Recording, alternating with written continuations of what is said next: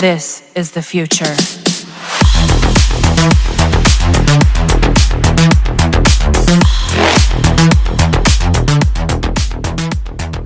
Evolution. Dans la toute première capsule de ma toute nouvelle chaîne, où on va parler de Web 3, de décentralisation de souveraineté financière. Comme premier clip, j'ai pensé faire un état de l'union sur Bitcoin parce que, étant donné qu'on a eu quand même une bonne drop, je voulais faire le point là-dessus, voir où c'est qu'on en est. Premièrement, on va remarquer que j'utilise une chart de Bitstamp parce que c'est une des plus complètes avec l'historique de Bitcoin. C'est une des seules qui va le plus loin. On est sur un weekly, c'est très important, toutes les chandelles, chaque chandelle vaut une semaine. Puis enfin, je vais mettre ça en logarithmique, parce que, comme ça, je veux dire ici, par exemple, c'est tellement plat, on ne voit rien. Tandis qu'en logarithmique, on va pouvoir voir tout le pedigree au complet. Fait que, ce que je voulais faire aujourd'hui, c'est montrer les moving average. Les moving average, dans le fond, c'est des moyennes. C'est des lignes qui calculent les moyennes des chandelles selon le nombre que tu lui donnes. Par exemple, la jaune, ici, j'ai donné un 21, mes trois couleurs, jaune, vert et rouge. Le jaune, c'est 21. Le vert, c'est 34. Puis, ça sera pas d'affaire là tout de suite.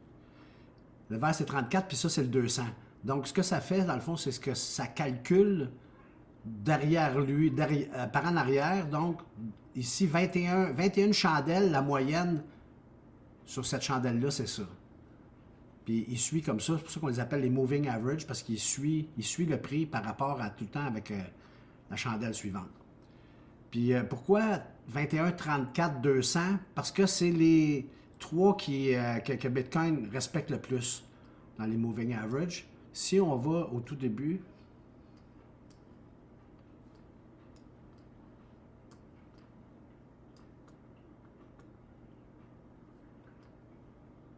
on remarque que dès que Bitcoin est en ascension, il passe par-dessus le 21 et il reste au-dessus du 21.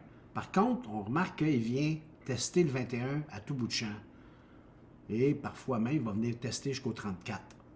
Il va défoncer le 34, mais il respecte le 34. On voit qu'il revient pour continuer le bull run. Et finalement, quand on descend en dessous du 21 et du 34, on est en bear market. Là, le 200, il vient d'apparaître ici parce que dans le fond, ça lui prenait 200 chandelles avant de pouvoir commencer à marquer. Puis, on voit donc ici, là, ici, on est en 2014. Là, on arrive à 2015-2016, la bull run de 2016. Puis, on voit que le prix rembarque par-dessus le 21, puis là, il s'en va, puis il fait tout le bull run au complet par-dessus le 21, avec des tests fréquents, continuels du 21 et du 34. Jusqu'à temps qu'au moment donné, on se ramasse en dessous, et là, on tombe en bear market. Et on le voit, c'est comme ça. Bitcoin est tout le temps comme ça. Ça, c'est le crash du COVID. On avait commencé, on pensait tous qu'on était parti. On avait commencé à monter par-dessus le 21. Puis on a eu un petit soubresaut ici. Puis là, il y a eu le crash du COVID. Puis on a tombé en bas du 200. Puis si on le regarde de près, on voit que c'est vraiment le 200 qui était problématique. On voit que c'est là que ça a chicané le plus. Puis, on a vraiment fermé en dessous. On a fait une chandelle au complet d'une semaine après en dessous. Ensuite, on a refermé une autre en dessous. Puis là, après ça, on en a fait une au-dessus. Donc, au bout de la 4e semaine, on était revenu par-dessus le 200. Et après ça, ça n'a pas été long. On a remonté par-dessus le 21 et le 34. Donc là, après ça, on a pu continuer. Puis on a vu qu'on reste par-dessus le 21 tout le long. Puis avec des tests fréquents, puis jusqu'à temps qu'on tombe en dessous. Ça, c'est la correction de mi-cycle de 2021. Donc, on est allé en dessous du 34. On voit quand on le regarde de près que c'est vraiment le 34 qui était la difficulté de revenir. Puis après ça, une fois qu'on a passé, on l'a retesté une autre fois, puis on est reparti jusqu'à temps qu'on retombe en dessous, encore une fois, pour aller en bear market. Puis là, on est rendu là. On a embarqué autour de février 23, on a embarqué par-dessus le 21, on l'a testé à multiples reprises, on l'a testé encore dans la période là, de l'été 2024, on l'a testé solide. On voit, vous voyez à quel point c'est précis, là. Il vient vraiment tout le temps se chicaner avec cette ligne-là, ou avec le 21, ou avec le... Puis, aujourd'hui, où est-ce qu'on en est? On a eu une bonne rince, mettons, puis, mais on respecte le 34. Puis, il a tombé en dessous, mais il a remonté par-dessus. Puis, je pense que, bon, il reste 2 jours, exactement 2 jours et 0 heure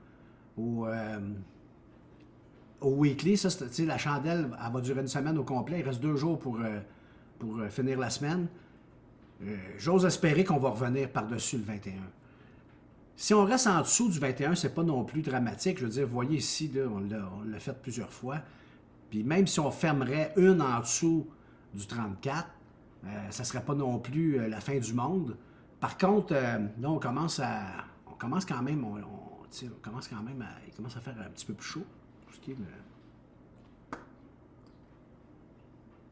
Ah ben, en tout cas, on va en mettre un autre. Puis, on a ici, dans le fond, c'est qu'on pourrait dire quand même une zone, ça serait ça c'est mon cas le plus bearish présentement, 73, mettons, disons 74. Et si on venait fermer en dessous de ça avec un weekly, ça serait quand même, ça serait un dommage. On pourrait, parce qu'une fois que tu as endommagé le marché comme ça, le problème c'est que peut-être pas que le bull market est fini, mais combien de temps ça va prendre pour revenir, parce que c'est quand même des dommages sérieux. Tant qu'on reste par-dessus ici, là, le dernier haut qu'on avait fait la fois d'avant, la dernière correction, on est en bonne posture. Par contre, si on défonçait ça ici, ça serait peut-être un petit peu moins intéressant. Puis, je dirais que c'est le cas. Si on ferme la chandelle cette semaine, dans 2 jours, en dessous du 34, les chances